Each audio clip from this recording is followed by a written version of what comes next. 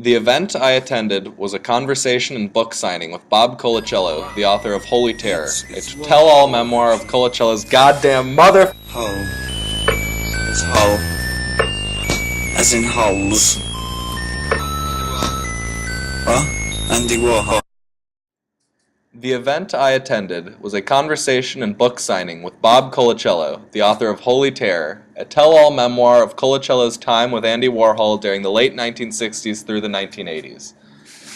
Members on the panel included Mr. Colacello himself, Vincent Fremont, and Bridget Berlin, all of whom were longtime friends and contributors to Warhol and his work. Mr. Colacello's correspondence with Andy Warhol began in 1970. He tells the story of being a film student at Columbia University, where his professor Andrew Saris, the lauded film critic, would publish student film reviews in the Village Voice. After the publication of one of Colacello's own, a review of Andy Warhol's film Trash, which he called a great Roman Catholic masterpiece, Warhol and his director Paul Morrissey located Colacello and promptly gave him a job writing for Interview magazine, Warhol's all-purposes pop culture publication.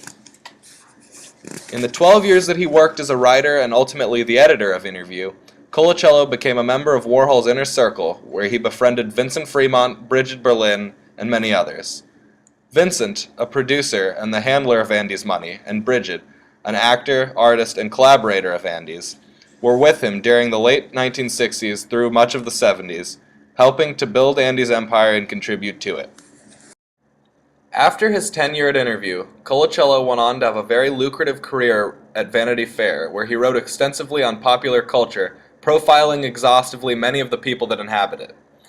He is still a contributing editor today.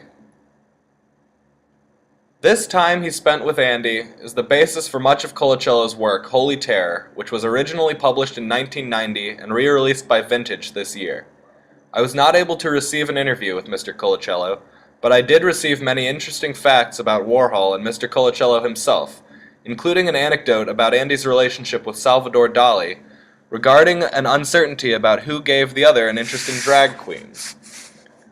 Mr. Colacello himself now lives in Long Island with his family, where he still contributes to Vanity Fair and continues to write avidly. Andy Warhol looks a scream.